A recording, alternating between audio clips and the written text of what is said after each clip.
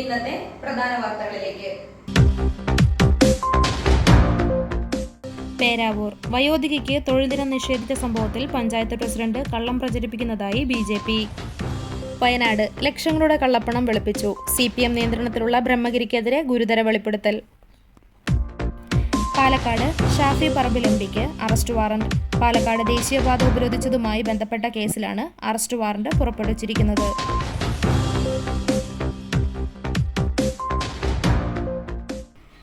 ജ്യോതി ബാബുവിന് ജാമ്യം നൽകരുത്. TP വധക്കേസ് പ്രതിയായ CPIM നേതാവിന്റെ ജാമ്യാപേക്ഷയിൽ എതിർപ്പുമായി സർക്കാർ. കണ്ണൂരിൽ NCPയിൽ കൂട്ടരാജി. മുൻ ജില്ലാ പ്രസിഡന്റ് K. സുരേശന്റെ നേതൃത്വത്തിൽ 15 നേതാക്കൾ കോൺഗ്രസിൽ ചേർന്നു.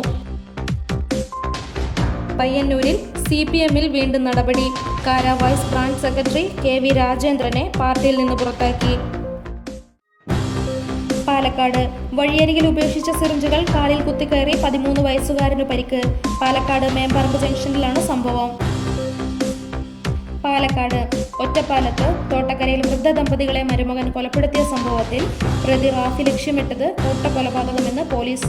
കുഞ്ഞിനെ കുത്തിയത് കത്രിക ഉപയോഗിച്ച്. പാലക്കാട് ക്ഷേത്ര ദർശനത്തിന് പോയി മടങ്ങി വരുന്നതിനിടെ അപകടം. ഓട്ടോ മറിഞ്ഞ ഡ്രൈവർ മരിച്ചു. 3 പേർക്ക് പരിക്ക്. ശബരിമല ദ്വാരപാലകപ്പാളി കേസിൽ ഉണ്ണികൃഷ്ണൻ പോറ്റിക്ക് ജാമ്യം. കട്ടിളപ്പാളി കേസിൽ ജയിലിൽ തുടരും.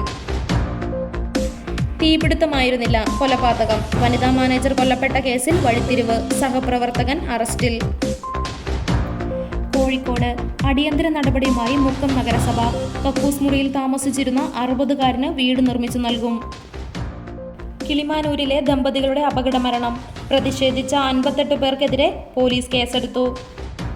കോട്ടയം റബ്ബർ ബോർഡ് ആസ്ഥാനത്തെ ക്വാർട്ടേഴ്സിൽ നടന്നത് ആസൂത്രിത മോഷണമെന്ന നിഗമനത്തിൽ പോലീസ്. പിന്നിൽ ഉത്തരേന്ത്യൻ സംഘമെന്നും സംശയം. കൊല്ലം സായി ഹോസ്റ്റലിൽ വിദ്യാർത്ഥികൾ ജീവനൊടുക്കിയ സംഭവത്തിൽ കുട്ടികൾ കടുത്ത മാനസിക സമ്മർദ്ദം നേരിട്ടിരുന്നു. കോച്ചുമാർക്കെതിരെയും ബന്ധുക്കളുടെ മൊഴി. രാഹുൽ മാങ്കൂട്ടത്തിൽ MLAക്കെതിരായ 1ാം ബലാത്സംഗ കേസിൽ മുൻകൂർ ജാമ്യാപേക്ഷയെ എതിർത്ത് പരാതിക്കാരി ഹൈക്കോടതിയിൽ. രാഹുൽ മാങ്കൂട്ടത്തിൽ ക്രൂരനായ ലൈംഗിക കുറ്റവാളി എന്നതടക്കം ഗുരുതര ആരോപണങ്ങളാണ് പരാതിക്കാരി ഉന്നയിച്ചിരിക്കുന്നത്. വയനാട് മരം വെട്ടുന്നതിനിടെ മരത്തിനടിയിൽപ്പെട്ട് തൊഴിലാളി മരിച്ചു. മരക്കടവ് മഞ്ഞളാത്ത് പ്രസാദാണ് മരിച്ചത്.